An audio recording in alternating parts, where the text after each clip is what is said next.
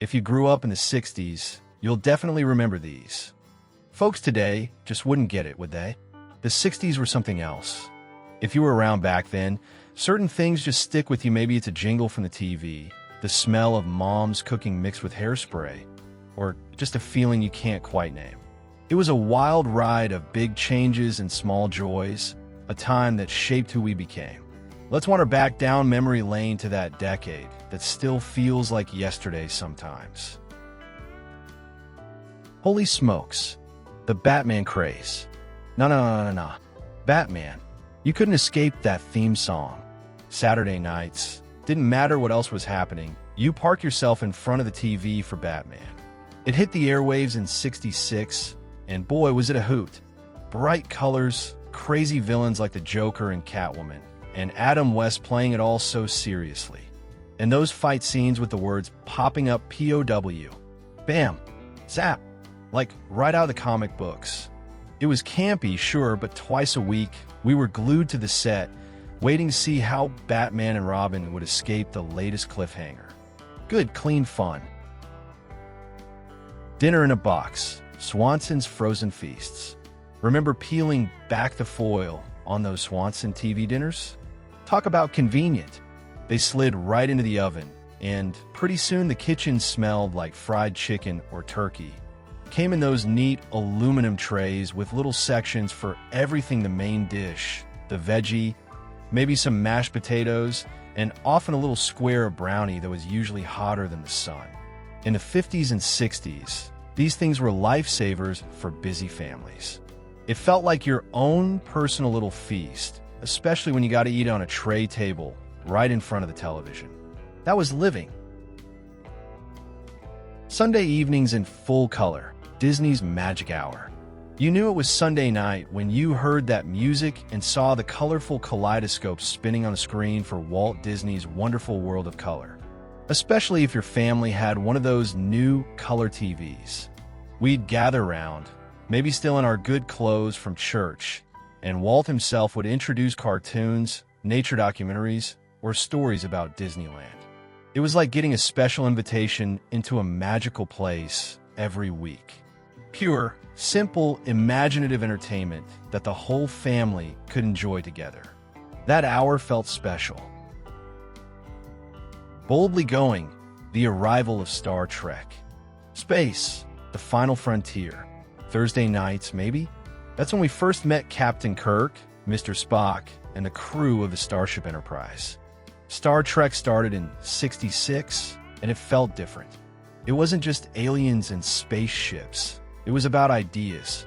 A crew with different backgrounds working together, exploring strange new worlds, trying to solve problems without always resorting to fighting. Especially with everything going on in the world then, seeing that kind of hopeful future on TV, where people used logic and reason. Well, it made you think. It was smart sci-fi.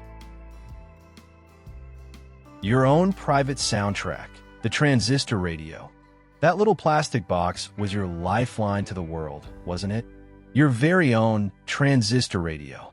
Small enough to hide under the pillow at night, listening to distant AM stations fade in and out through the static.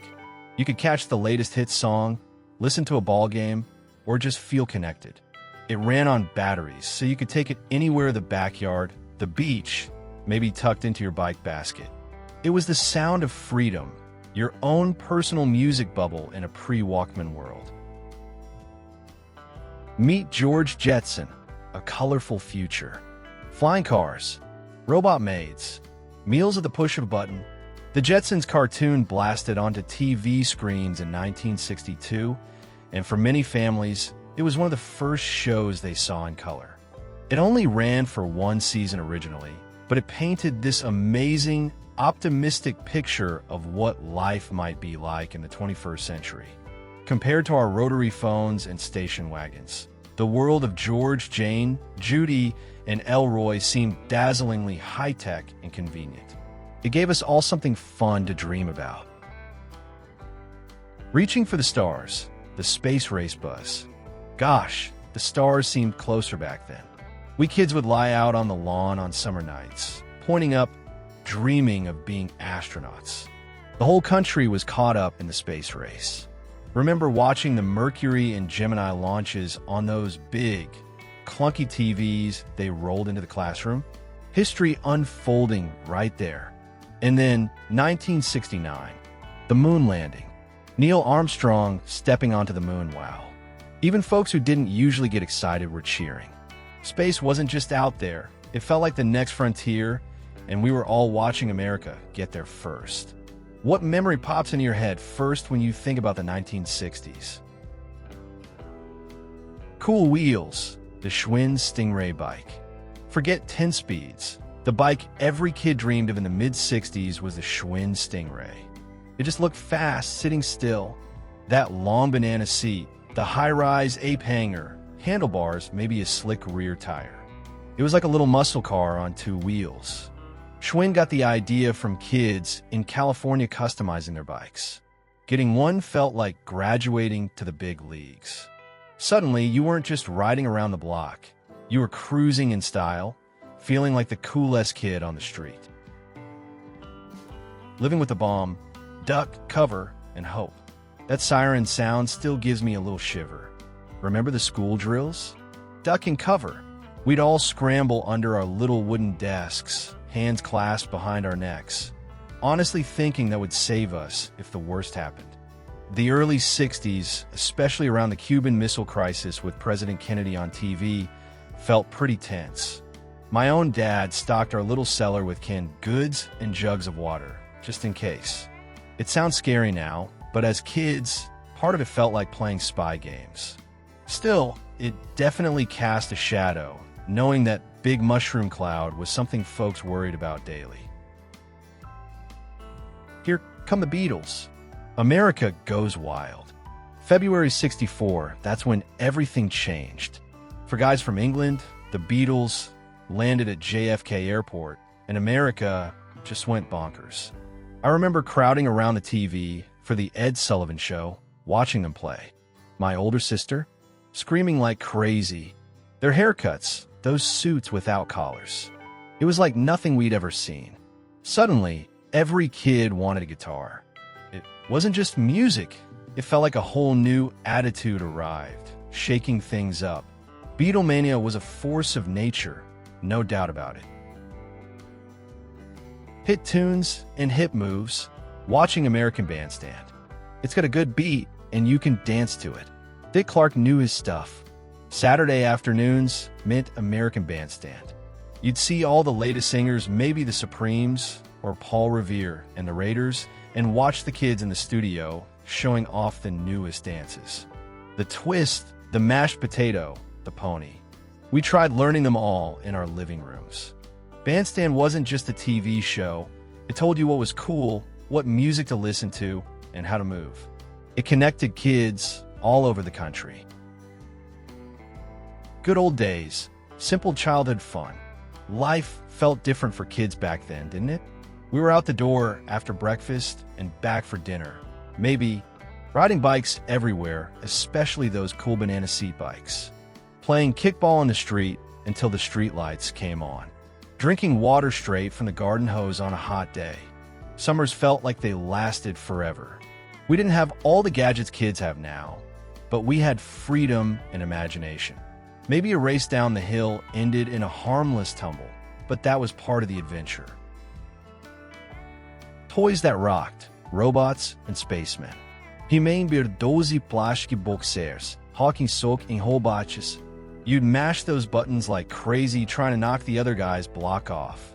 Hours of noisy fun right there, usually ending with someone shouting, his head popped up. Mark's Toys put those out around '64. And if outer space was more your thing, Major Matt Mason was the man. Mattel brought him out, inspired by the real astronauts. He was this bendable spaceman action figure. Maybe his wire joints wore out eventually, but while he lasted, he went on some amazing adventures in our minds, fueled by all the NASA excitement. Games we played, Twister, Hot Wheels, and more. Right foot red. Oh, the tangled up messes we got into playing Twister. Milton Bradley brought that game out in '66. And suddenly parties involved getting hilariously tied up in knots with your friends on a plastic mat. Great laughs. And for car-crazy kids, 1968 was huge because Hot Wheels hit the scene. Those little metal cars with the fancy paint jobs just flew down those orange plastic tracks. Plus, you had Barbies becoming more adventurous, G.I. Joe reporting for duty, and plenty of astronaut toys inspired by the real heroes. Our toy boxes were full of dreams. On the road again, stopping at HoJo's, seeing that bright orange roof on the highway, that meant you were getting close. Howard Johnson's restaurants were everywhere back then, a welcome sight on a long family road trip in the station wagon. You knew what you were getting, maybe fried clams, a hot dog, or one of their famous 28 flavors of ice cream. Sitting in those turquoise booths felt like part of the adventure. HoJo's was reliable, friendly, and for a kid, scoring an ice cream cone, there was the perfect end to a day of traveling. Sidewalk surfing, metal roller skates. Clamping those metal skates onto your sneakers with a skate key. That was step one. Step two was trying to stay upright. Roller skating back then, usually right on the sidewalk, was an adventure. Those things were loud, clunky, and if you hit a crack just right, you were going down. But boy, was it fun. They were adjustable, so they lasted a while as your feet grew. It felt like flying, even if you were just wobbling down the driveway, dodging pebbles and trying not to scrape your knees too badly. News from the front. Walter Cronkite and Vietnam. Every evening, it felt like the whole country tuned in to hear Walter Cronkite deliver the news on CBS. He was the most trusted man in America, they said. And when he went to Vietnam after the Tet Offensive in early '68 and came back saying it looked like a stalemate, people listened. You could feel the mood shift even in our living room. It wasn't just news anymore. It felt like history was being made right there on our TV screens, and it wasn't always easy to watch. That broadcast really made waves. Enjoying this look back? Feel free to hit that like button or subscribe for more trips down memory lane. Pint-Sized baking, the magic oven. Who needed a real oven when you had the Easy Bake Oven? Kenner came out with this little marvel in '63, and it was powered by nothing more than a light bulb. You mixed up tiny packets of cake or brownie batter, slid the little pan in, and waited for the magic to happen. The results weren't always bakery perfect, maybe a little gooey in the middle, but making it yourself felt fantastic. It gave kids a taste of being grown up in the kitchen, creating something warm and sweet all by themselves. Astronaut chow, Tang and space food sticks. If the astronauts drank Tang, then we wanted Tang. That bright orange powder mixed with water became the official drink of the space age in our minds, especially after John Glenn took it into orbit. Did it taste great? Well, it tasted orange. And then there were space food sticks. Remember those? Sort of like chewy, flavored tubes chocolate, peanut butter, maybe? They didn't look like much, but hey, they were astronaut food. Eating that stuff made you feel connected to the whole adventure of space exploration. Popcorn perfection, the Jiffy Pop Show. Before microwaves, making popcorn was an event, especially with Jiffy Pop. You bought this foil pan with a wire handle, put it on the stove burner, and started shaking. Hearing those first kernels pop, watching the foil dome puff up bigger and bigger. It was like a science experiment you could eat. A little bit of stovetop magic that ended with a pan full of hot, buttery popcorn. Sharing a bowl of Jiffy Pop felt like a real treat. Wiggly Wonders, the Jell-O Mold Era. Was there a potluck or holiday dinner in the '60s that didn't feature some kind of Jell-O mold creation? Lime green Jell-O with shredded carrots and marshmallows? Maybe lemon with tuna fish? Sometimes it was just fruit, thankfully. Those molded gelatin salads and desserts were everywhere. They wobbled, they jiggled, they gleamed under the dining room lights. Kids might have poked at them suspiciously, but you had to admire the effort. It was definitely a signature dish of the era. Adventure in print. reading Boy's Life. If you were a boy, especially if you were in the Boy Scouts, getting your monthly issue of Boy's Life magazine in the mail was a big deal. It was packed with cool stuff. Stories about camping and survival, jokes, comics like Pedro the Mail Burro, how-to guides for building things, and ads for camping gear or chemistry sets. Even if you weren't a scout, reading it made you feel ready for adventure. You learn about knots, first aid, or maybe just dream about exploring the wilderness. Crazy hair everywhere. Those troll dolls. Suddenly, they were just everywhere. Little plastic dolls with wild, fuzzy hair sticking straight up in bright colors like pink, blue, or orange. Good luck trolls, they were called. Started by a Danish woodcarver named Thomas Dam. Kids collected them, stuck them on dashboards, carried them in pockets. Supposedly, rubbing their hair brought good luck. Who knows if it worked? But they were certainly cheerful little critters to have around for a few years there in the early to mid-60s. Fixing the TV, tube testing trips. Remember when the TV picture would start rolling or go fuzzy? Chances are a vacuum tube had burned out. Dad would carefully pull the tubes out of the back of the set, put them in a paper bag, and off you'd go to the drugstore or hardware store. They had these big testing machines with sockets for all the different tube types. You'd plug them in one by one, hoping the needle on the meter would swing into the good zone. Finding the bad one felt like a victory. It meant you could go home, pop in a new tube, and get back to watching your shows. Summer of Swat, Maris, Mantle, and baseball cards. Baseball was king, and the summer of '61 was unforgettable. Everyone was following the news as two New York Yankees, Roger Maris and Mickey Mantle, chased Babe Ruth's single-season home run record. It was edge-of-your-seat stuff. Mantle got hurt, but Maris kept going and finally hit number 61. At the same time, kids everywhere were collecting Topps baseball cards, flipping them, trading them, sticking them in their bicycle spokes, chewing that stiff pink bubble gum, and hoping to get your favorite player's card. That was a big part of being a kid back then.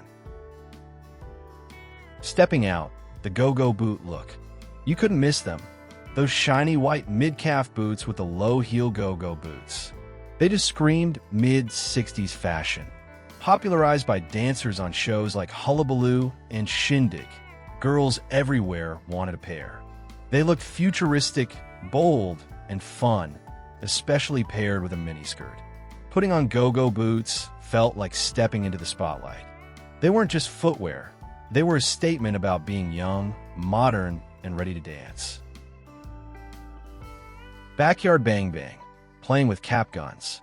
Was there any sound more exciting in a backyard game of cowboys and Indians than the pop of a cap gun? We had those realistic-looking toy revolvers, maybe a Fanner 50 or a Stallion .45. You'd load a roll or ring of paper caps, pull the trigger, and get that satisfying bang, a puff of smoke, and that distinct smell. We spent hours running around, playing out scenes from our favorite westerns. Sure, your fingers got smudged with black powder, but feeling like a hero for an afternoon was worth it. Down-home comfort, watching Andy Griffith. Life seemed simpler in Mayberry.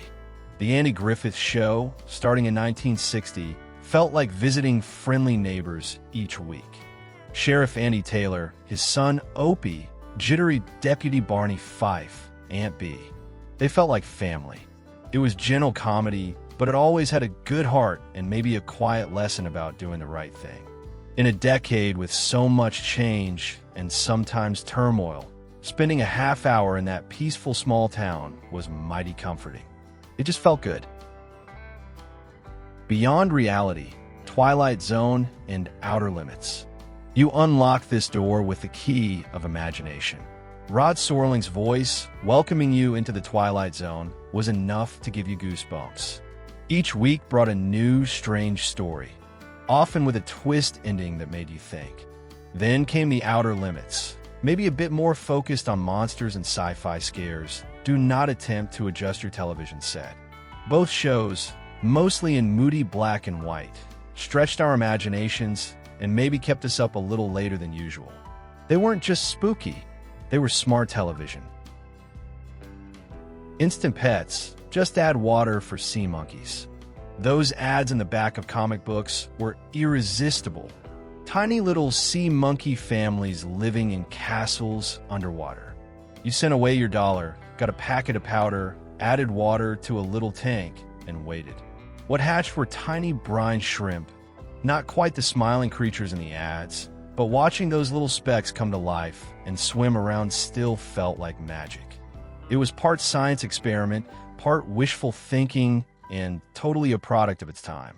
Do you think today's kids are missing out on simple wonders like that? Riding the wave, the sound of surf music. Even if you lived miles from the ocean, surf music could take you there.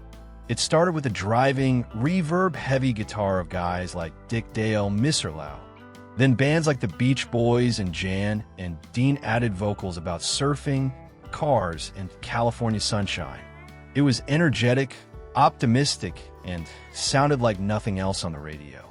That music captured a feeling of freedom, endless summer days, and catching the perfect wave, even if it was just in your imagination. Simple skills, plain jacks. All you needed was a smooth spot on the porch steps or the sidewalk, a small rubber ball, and a set of metal jacks. This game goes way back, but we kids in the 60s spent hours playing it. Tossing the ball, scooping up the jacks onesies, twosies, threesies all the way up. It took concentration and quick hands. Such a simple game, but it was always a good way to pass the time with friends, seeing who had the best touch. Bouncing Bonanza, the Wham-O Super Ball. You couldn't just bounce a Super Ball, you unleashed it.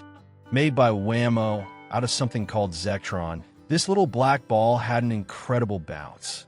You could drop it from your waist, and it might bounce over your head, or even onto the roof. They were unpredictable and incredibly fun, leading to lots of chasing after runaway bounces. For pure, simple, physics-defying fun, the Super Ball was hard to beat. Hair reaching new heights, the Beehive Do. You needed serious scaffolding and hairspray to achieve the Beehive hairstyle. It was the look in the early to mid-60s. Women teased and sprayed their hair into these tall, elegant domes. It looked glamorous, sophisticated, and definitely took some effort to maintain. From movie stars to the lady checking out groceries, you saw beehives everywhere. It was a bold fashion statement, that's for sure. Ultra. Movies under the stars, the drive-in experience. Remember piling into the station wagon, maybe already in pajamas for the drive-in, finding the perfect spot, Dad wrestling that clunky metal speaker onto the car window. The sound wasn't great, but who cared? There was the playground below the giant screen, trips to the snack bar for popcorn and maybe a snow cone, watching cartoons before the main feature. Sometimes you'd fall asleep before the second movie even started. Every trip felt like a mini adventure, a whole night of entertainment right there in the family car. Family history in squares, the slideshow night. Okay, lights out. That meant Dad was setting up the slide projector, putting up the screen, plunging the living room into darkness, and then the familiar whir and click-clack of the Kodak carousel projector cycling through those cardboard-mounted slides. Inevitably, a few were upside down or backward.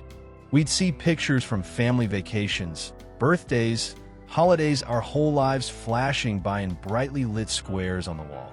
It was our own personal movie night, a chance to relive memories together before home video became common. Lick 'em and stick 'em, collecting S&H green stamps. Remember Mom carefully tearing S&H green stamps out of the little machine at the checkout counter? You got them for buying groceries, getting gas, all sorts of things. Then came the job of licking them, that taste, and sticking them row after row into the saver books. Filling up a book felt like a major achievement. Then you'd pore over the catalog, dreaming of the toaster, lamp, or toy you could redeem your full books for at the S&H store. It was like an extra reward system for everyday shopping. Playing grown-up, those candy cigarettes. Unthinkable today, right? But back then, buying a pack of candy cigarettes from the corner store felt pretty cool. Those chalky white sticks, sometimes with a red tip to look like they were lit. You'd pretend to puff away, maybe releasing a tiny cloud of powdered sugar smoke. It was all part of playing grown-up, mimicking the adults you saw.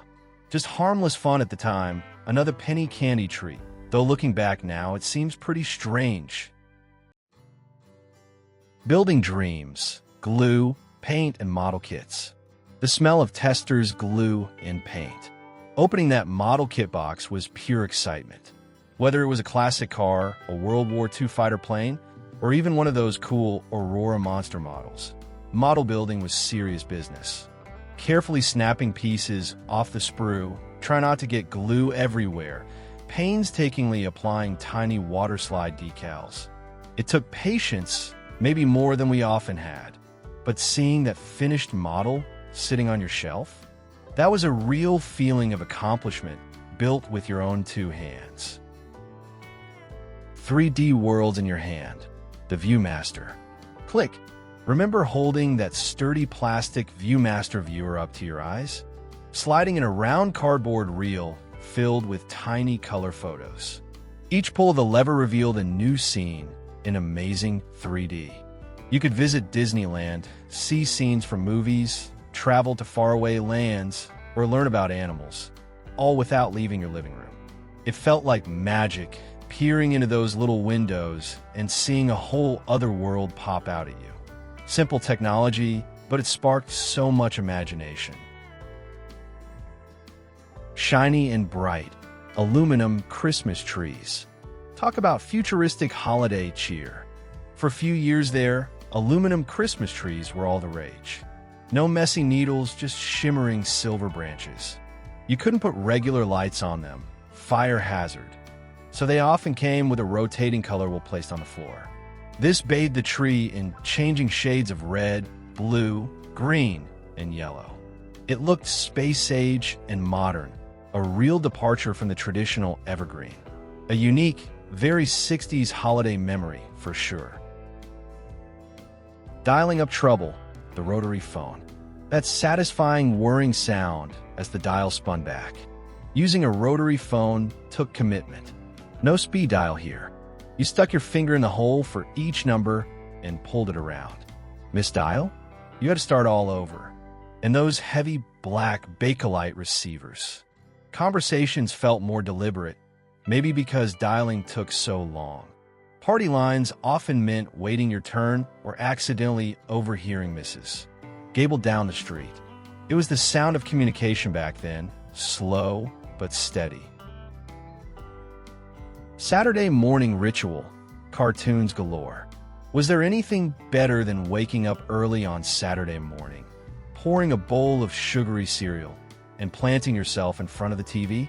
Networks rolled out hours of cartoons, maybe Space Ghost, the Herculoids, Johnny Quest, or Bugs Bunny and Friends. No VCRs meant you had to be there live. It was a kid's paradise, a weekly block of animated adventures and goofy antics that felt like it was just for us. Those theme songs are probably still stuck in your head. Instant fizz dropping in a fizzy tablet. Plop, plop, fizz, fizz, oh what a relief it is. Wait, that was Alka-Seltzer. But remember fizzies? Those tablets you dropped into a glass of water to make instant flavored soda? Grape, orange, root beer. Watching them bubble and dissolve was half the fun. They weren't exactly gourmet, but they were a cheap, quick treat, especially on a hot summer day. It felt like a mini science experiment you could drink. A simple, effervescent pleasure from the past. Sock it to me, the laugh-in revolution. Very interesting. Rowan and Martin's laugh-in hit TV screens in '68 and felt like nothing else. Fast-paced, filled with crazy characters, quick cuts, catchphrases, sock it to me. Look that up in your Funkin' Wagnalls and topical humor. Goldie Hawn dancing in a bikini, Arte Johnson as the German soldier. It was zany, sometimes chaotic, and definitely pushed boundaries for TV comedy. It captured the high energy and changing attitudes of the late 60s perfectly. So, which one of these really took you back? What memory from the 1960s puts the biggest grin on your face? Let me know down in the comments. I genuinely love to read about it. If you had fun on this little journey back, how about giving this video a thumbs up? And be sure to subscribe and ring that notification bell so you don't miss the next time we stroll down memory lane together.